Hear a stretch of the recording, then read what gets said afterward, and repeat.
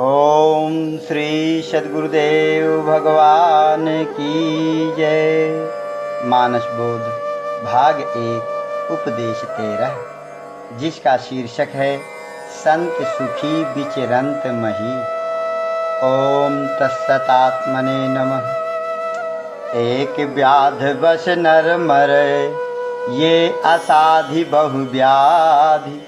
संतत पीड़हि जीव कहाँ, सो कि मिला है समाधि। व्याधि कहते हैं शरीर की बीमारियों को। आधि कहते हैं जो मन में इच्छाएं लगी हैं, कल्पनाएं लगी हैं, चिंताएं लगी हैं। तो इस तरह से शरीर की परेशानियां व्याधि और मन की परेशानियां आधि कहलाती हैं। मन से जो माइक संकल्प हो, बुद्धि से जो निश्चय हो, अहम से अहंकार हो, ये भी आधि के अंतर्गत आते हैं। और व्याधि है शरीर के रोग, किसी किस्म के रोग हों। इन शरीर के रोगों से ज़्यादा खतरनाक होते हैं मन के रोग। गोस्वामी जी ने इन्हें मानस रोग कहा है। इन आधियों और व्याधियों के वशीभूत होकर जीव भगवान के सानिध्य में होते हुए भी उसके सानिध्य से छूट जाता है।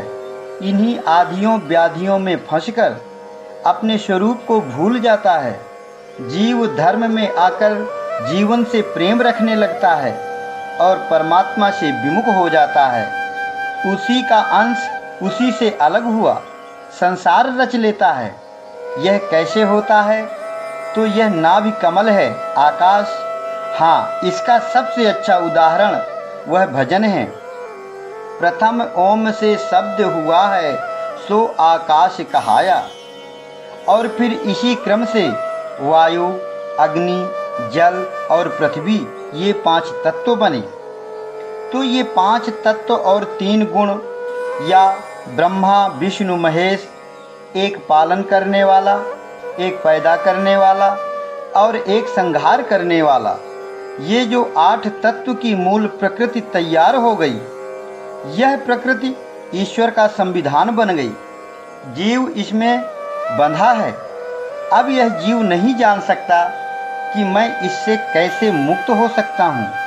तोता और बंदर की तरह बंधा है भ्रमवश। सो माया बस परेव गोसाई, बंधेव कीर मरकट की नाई। जैसे किसान धान के खेत में तोता को पकड़ने के लिए एक लकड़ी गाड़ देता है और उसमें बांस की एक पोली बनाकर डाल देता है, और जब तोता आकर उस पर बैठता है तो पोली घूम जाती है।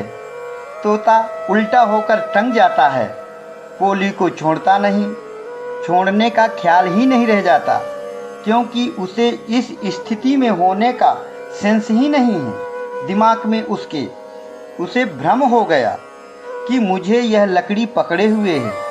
यह मिथ्या भ्रम भीष्म है, इसको जल्दी कोई नहीं जीत सकता। हाँ, भ्रम किसे कहते हैं? झूठे में सही की प्रतीति का नाम भ्रम है। रजत शीप मह भास जिमि, जथा भानु करवार। यद्यपि मृषात्यहु काल मह, भ्रम न सकई को उतारि। इस तरह अपने ही भ्रम में परेशान हैं सब। इस महारोग की दवा सद्गुरुओं के पास है। गोस्वामी जी कहते हैं, सद्गुरु वैद वचन विश्वासा, संयम यह न विषय कै आशा। सही बात को लोग समझते नहीं, समझते हैं तो मानते नहीं।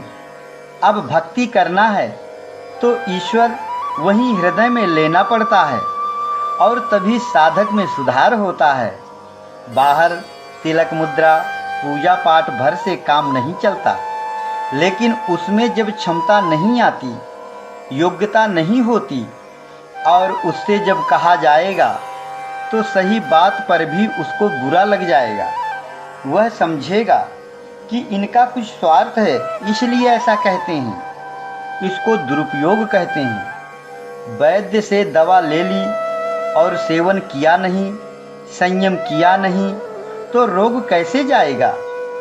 अब रामायण तो पढ़ते हैं, सभी कहते हैं रामायण का पाठ करो, ज्ञान हो जाएगा। गीता का पाठ करो, ज्ञान हो जाएगा। ज्ञान कैसे हो जाएगा? जब तुम्हारे भीतर तो क्रिया होनी नहीं है। गीता का रोज पाठ कर लेना है। चित्त की गति बदलनी नहीं, रसा स्वाद लेना ही है, बेईमानी का स्वाद लेना ही है। कैसे काम चलेगा? ये सब बातें बहुत वैसी हैं, इसलिए हर आदमी के लिए बताना ठीक नहीं रहता।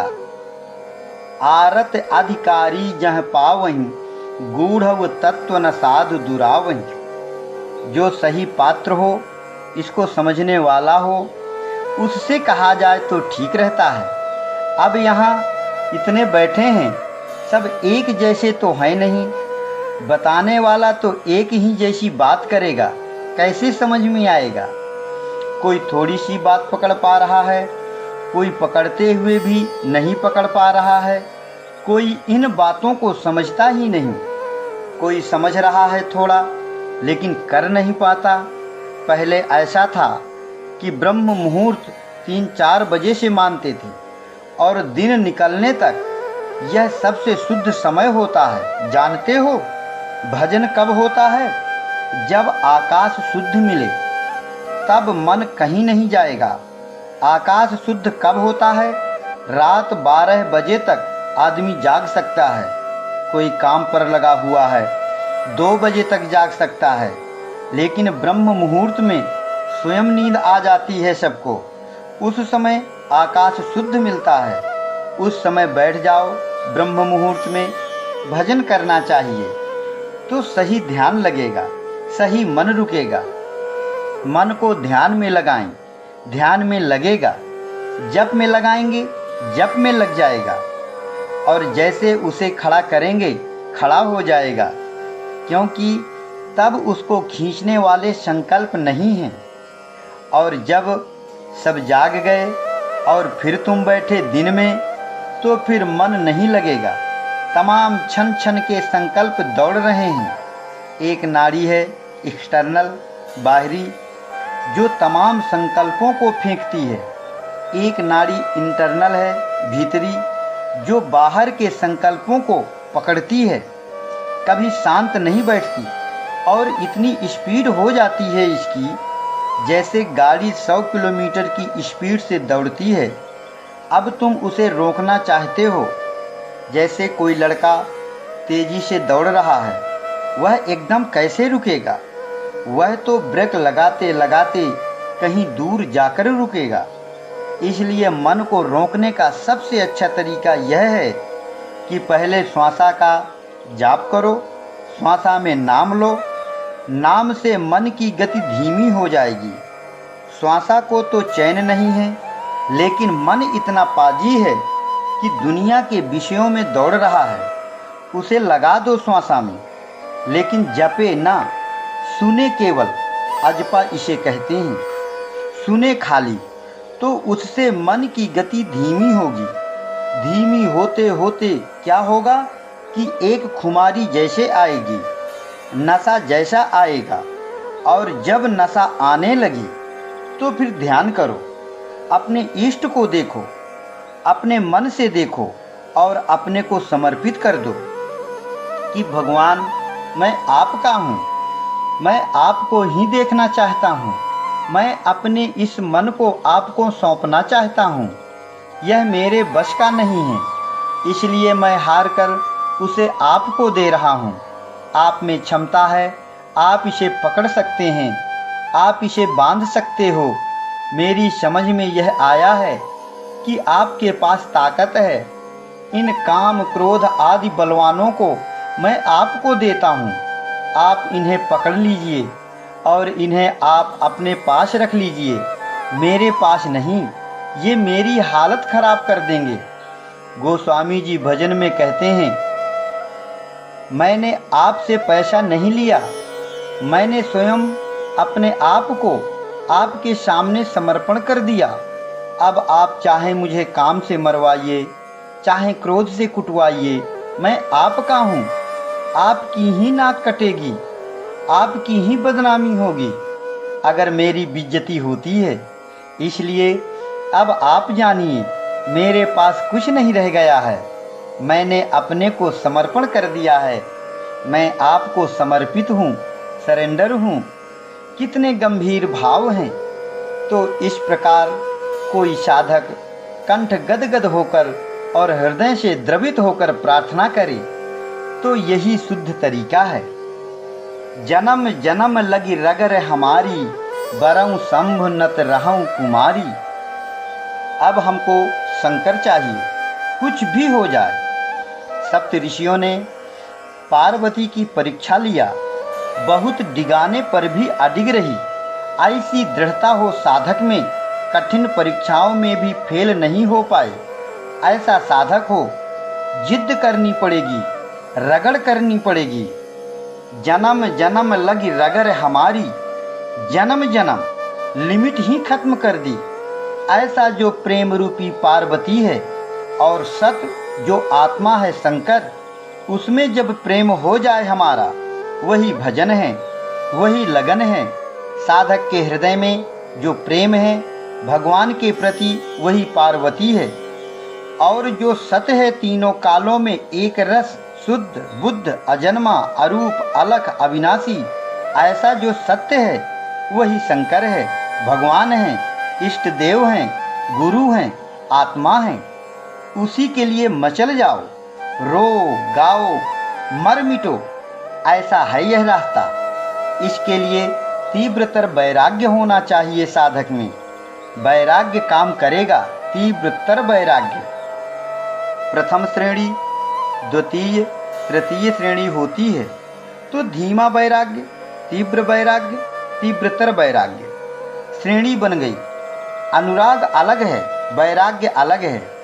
अनुराग उसको कहते हैं जब करुणा आए, अपने भगवान के लिए, अपने इष्ट देव के लिए हमको रुलाई आए, करुणा आए कि हम इतने गए गुजरे हैं कि भगवान हम पर दया नहीं करते, हम पर रहम नहीं करते, हम में इतनी बड़ी खराबी है। भगवान, हे इष्ट देव, मैं गया गुजरा हूँ, मुझ पर दया करो, मुझे अपना लो। इस तरह से रोमांच हो जाए, कंठ गदगद हो जाए, अश्रुधारा बहने लगे। यह जो प्रेम की परिसीमा है उसे अनुराग कहते हैं। लेकिन यह बहुत समय तक निरंतर नहीं बना रहेगा। कोई आदमी हो, खूब रोए, खूब करुणा करे, लेकिन वह लगातार रोता ही रहे, यह नहीं हो सकता।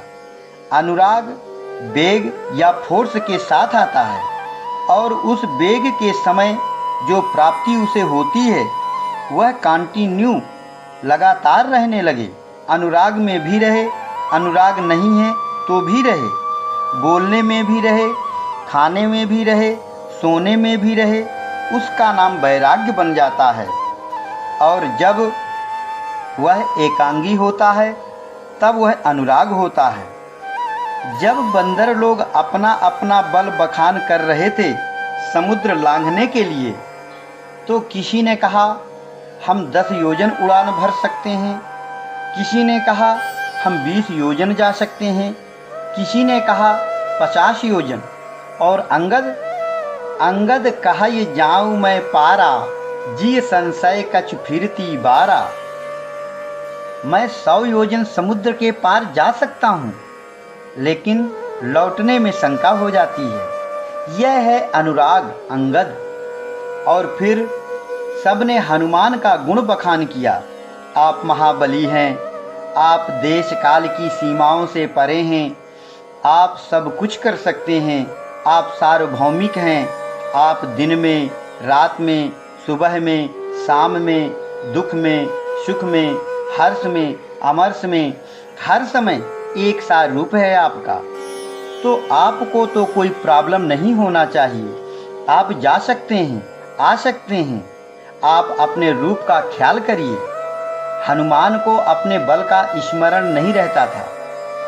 कहते हैं कि जब यह पैदा हुआ था तो इंद्र ने वज्र मार दिया, तो इनकी माता अंजनी ने हंगर स्ट्राइक, भूख हड़ताल कर दिया, और हनुमान ने सूर्य को निगल लिया था तो अंधेरा हो गया। सब देवता प्रार्थना किए, तब सूर्य को छोड़ा तो सबने आशीर्वाद दिया। अग्नि ने कहा कि अग्नि तुम्हें जलाएगी नहीं। धर्मराज ने कहा अजर अमर हो जाओ। किसी एक अपरिचित ने आशीर्वाद दिया था कि तुम्हें अपनी ताकत का पता नहीं रहेगा, तुम्हें कोई याद कराएगा तब याद आएगा। तो हम तुमसे पूछते हैं कि वह सबसे बड़ा देवता कौन था जो हनुमान को यह आशीर्वाद दे गया था, बताओगे? तो सबसे बड़ा देवता वह देवी थी। उसने कहा था कि जब तुम्हें याद आएगा तो अहंकार ईगो होगा और याद नहीं आएगा तो अहंकार नहीं आएगा। इसलिए हनुमान को स्मरण नहीं रहता था अपनी ताकत का, अपने स्वरूप का। तो ईश्वरीय जानकारी का नाम है जामवंत। बोले हनुमान तुम याद करो, तुम्हारे अंदर बड़ी ताकत है, तुम याद करो अपने स्वरूप को, तुम सब कुछ कर सकते हो। तब उनको याद आया, फिर समुद्र के पार गए। तो अब यह समझ में आ गया होगा कि शुरू में साधक अपने इष्ट देव से रोता गाता है, अनुराग पैदा करता है, लेकिन कुछ टाइम बाद अनुराग सार्वभौमिक हो जाए, इनलार्ज हो जाए, सर्वत्र हो जाए, सब परिस्थितियों में हो जाए, दिन में, रात में, सुख में, खाने में, चलने में, जब सर्वत्र अनुराग बराबर रहने लगे तो उसका नाम है वैराग्य। हनुमान हनन करे जो मान का, यह अनेक बड़े बड़े योद्धाओं को परास्त कर सकता है। अहंकार अहिरावण को मार सकता है, इच्छा रूपी अक्षय कुमार को मार सकता है। वैराग्य में बहुत बड़ी क्षमता है। तो अंगद और हनुमान ये दो बड़े बलवान बताए गए हैं। साधना में अनुराग आना चाहिए। गोस्वामी जी कहते हैं मिला ही न रघुपति बिन अनुरागा। ऐसे रोते रोते भगवान को मनाओ कि द्रवित हो जाएं, करुणा आ जाए, और जब भगवान का सहारा मिल जाए तो फिर ललकार दो माया को। मैं तो ही अब जानेऊ संसार, बांध न सकसि मोहि रघुबर के बल, प्रगट कपट आगार। मैं तुझे अब जान गया हूँ संसार, तू मेरा कुछ नहीं बिगाड़ सकता। यह ईगो आ गया, लेकिन यह शुद्ध ईगो है। इसमें भगवान बोल रहा है, इसका दोष नहीं लगता। एक अशुद्ध ईगो होता है, एक शुद्ध ईगो होता है। गोस्वामी जी क्या कहते हैं, बांध न सकसि मोहि रघुपति के बल। अब मुझे भगवान का सहारा मिल गया है, अब मैं सब कुछ कर सकता हूँ। कबीर जब इस अवस्था में पहुँचता है तो कहता है, ठगिनिया क्या नैना चमकावे, कबीरा तेरे हाथ न आवे। रूपा करके रूप दिखावे, सोना कर चमकावे। गले में डाल तुलसी की माला, तीन लोक भरमावे। मैं जानता हूँ ऐ माया, तुझ में क्या कला है कि ईश्वर का भजन करने वालों को पटक देती है। तू रूपा करके रूप दिखाती हो, सोना करके चमकाती हो, अनेक तरह के प्रलोभन लालच दिखाती हो, लेकिन अब मैं तेरे हाथ आने वाला नहीं। तो एक ऐसी अवस्था आती है जिसमें साधक को अपनी प्रगति जरूर मालूम पड़ती है, लेकिन विषयों से विरत रहकर सही ध्यान भजन करे तब। अब जैसे तुम अपने इष्ट देव को अपने हृदय में देखते हो, तो इसका यह मतलब नहीं कि हमने बताया तो हृदय में देख लो और बाहर फिर माया को देखो। हृदय में देखने का तात्पर्य यह होता है कि सब जगह फिर वही वही हो जाए। जिस तरफ आंख जाती है, जो भी दिखाई पड़ता है और ध्यान से देखते हैं तो इष्ट देव उसमें दिखाई पड़ जाते हैं। इधर देखे उधर देखे, जिस तरफ यह दृष्टि उठती है उधर हम अपने इष्ट देव को खड़ा देखें तो फिर यह माया बेवकूफ़ बन जाएगी। वह तो कोई रूप ले आई विषय के लिए और हम झट अपने गुरु बाबा को खड़ा कर दें कि ले दर्शन कर। जहाँ जहाँ मन जाए वहाँ वहाँ अपने गुरु को धारण करते जाओ। यह है धारणा, उसी का ध्यान बन जाएगा। और फिर ध्यान से समाधि, सम के आदि बन जाओगे। और अगर तुम्हारा ध्यान कमज़ोर हुआ तो आँख मूंद कर तो भगवान को देखते हो, और बाहर जब हो गए तो वही दुनिया। ऐसा नहीं, हम यह भी कर लें वह भी कर लें, हम हंस भी लें रो भी लें, दोनों काम एक साथ न होंगे। दो न हो ही एक संग भुआलू, हंसब ठठाई फुलाऊब गालू। अगर दो नावों में पैर रखोगे तो मारे जाओगे। इसलिए तुम भोजन बनाओ, सबसे बात करो, लेकिन तुम्हारी नज़र में नाचता रहे तुम्हारा गुरु बाबा, तुम्हारा इष्ट देव, उसे नहीं हटना चाहिए। और अगर उसे उठाकर इधर रख दिया और तुम फ्री हो गए और रूप के पीछे दौड़ पड़े, सुगंध के पीछे दौड़ पड़े, स्पर्श के पीछे दौड़ पड़े, तो फिर मार खा जाओगे। इसलिए हम कहते हैं कि ध्यान तुम्हारा तीव्र गति वाला होना चाहिए। पिपीलिका चाल, पशु चाल, विहंग चाल, मुनमुनिया चाल, ये 4 तरह की गति होती है साधना में। पिपीलिका चाल वाली साधना काम नहीं करेगी, विहंग चाल होनी चाहिए। यह चिड़िया यहाँ से उड़ी और वहाँ पहुँच गई। तुम्हारा इतना तीव्र ध्यान होना चाहिए कि हृदय में देख लें और बाहर मन निकले तो यह पुस्तक नहीं दिखाई पड़े, गुरु बैठे हैं। इधर देखते हैं तो इधर यह तकिया नहीं है, गुरु बाबा बैठे हैं। उधर पांडे जी याद आए तो गुरु बाबा ही दिखाई पड़े। इधर पौराणिक जी याद आए तो गुरु बाबा ही दिखाई पड़े।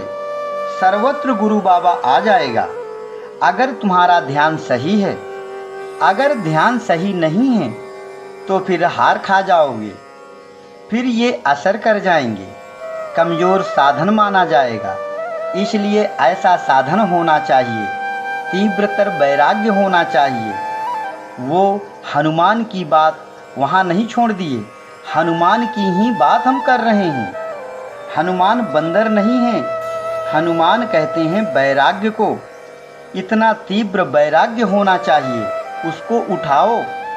पहले अंगत तैयार करो, अनुराग आए, फिर वह अनुराग बढ़ते बढ़ते वैराग्य का रूप ले ले। वैराग्य इतना तीव्र हो जाए कि और कोई चीज़ नहीं दिखाई दे, बस लक्ष्य दिखाई दे। तब तुम हनुमान हो सकते हो। तब तुम हृदय रूपी हिमालय से संजीवनी अमृत पैदा कर सकते हो। तब तुम लक्ष्मण रूपी विवेक को जीवित कर सकते हो। तब तुम जीते हुए मन रूपी गरुड़ के द्वारा राम लक्ष्मण को नाग फांस से छुड़ा सकते हो। नहीं तो बंधे पड़े रहेंगे। बंधे तो है ही। जब हम जिह्वा का कहना करते हैं, जब हम नेत्रों का कहना करते हैं, बंधे तो हैं ही। ये ज्ञान विवेक, इन्हें तब हम छुड़ा सकते हैं जब तीव्र अनुराग हो, तीव्रतर वैराग्य हो। जहाँ जहाँ हम देखें गुरु बाबा दिखाई पड़े, तब सब यह खत्म होने लगेगा। यह संसार सब गल गल कर आकाश बनने लगेगा। यह संसार रूपी बर्फ ज्ञान की गर्मी पाकर पिघलने लगेगा, और पिघलते पिघलते यह परमात्मा रूपी पानी बन जाएगा। ओम श्री सद्गुरुदेव भगवान की जय।